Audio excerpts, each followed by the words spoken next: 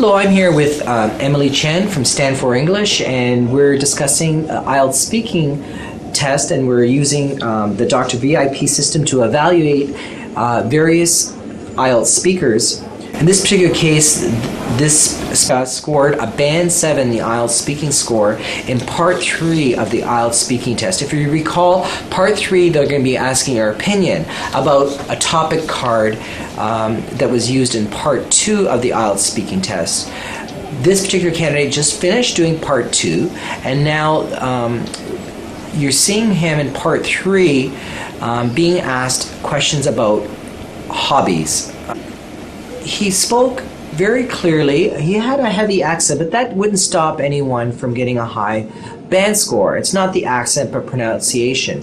What was problematic in this case, Emily, I don't know if you agree, was if you're looking at the Dr. VIP system where you're looking at details, repetition, vocabulary, interruptions, and pronunciation, he seemed to have slow delivery and limited explanation. He was acting very, using simple language and trying to play it safe.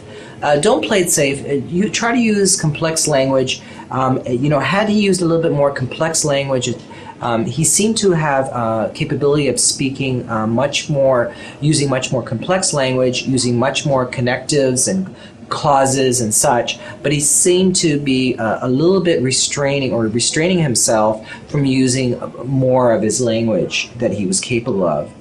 He uses idiomatic language like going up the job ladder. That's idiomatic language, which shows a good capability of English. He's able to distinguish between most popular and more popular. That's a fundamental indication of the use of complex language and good grammar.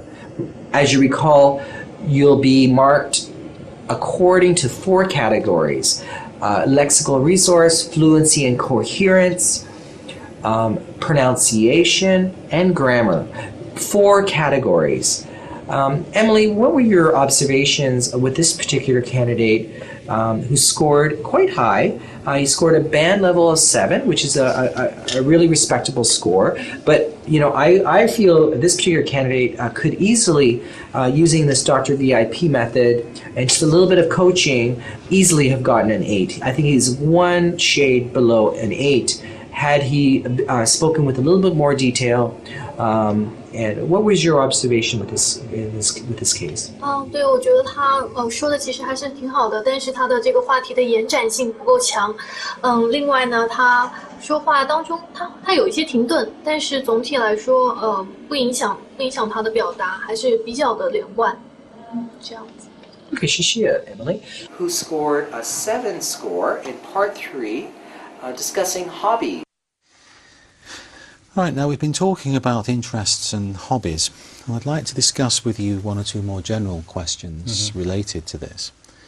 So let's consider first of all current and future hobbies. What do you think are the most popular types of hobby in your country?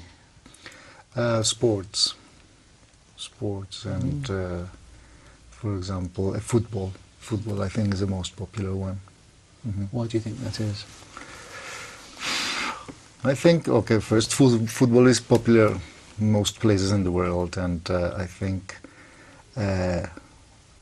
it's an easy game to play since you're a kid. And also the media helps, television and the radio. In what ways? They always show football on television, and they always, any match, they always show it on television. Yeah. So that helps, and the news as well as football.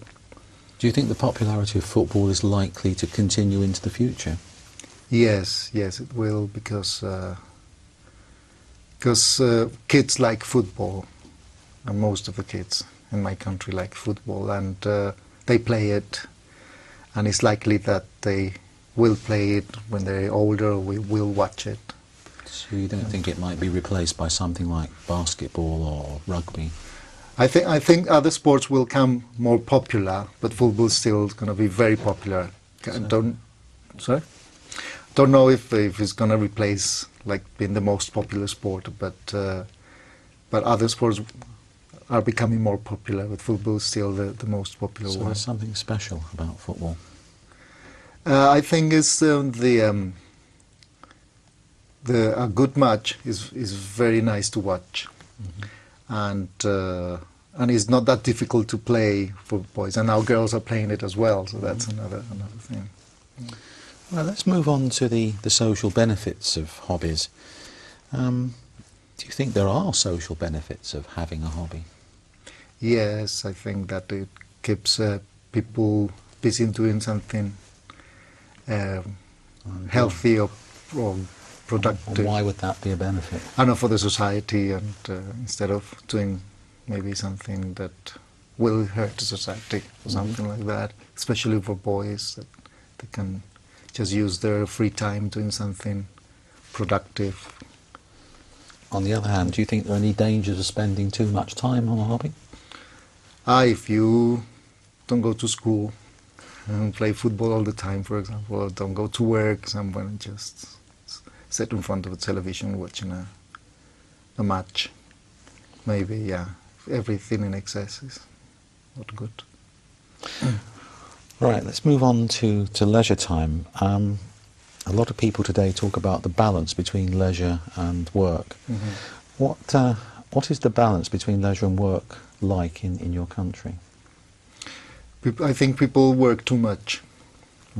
Okay, more than the leisure.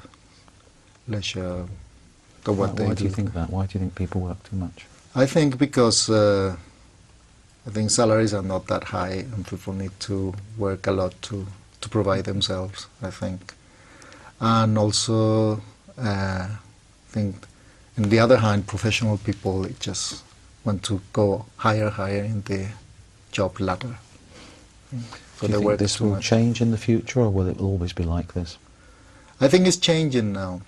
People realize that you can be productive without staying all day doing things all the time.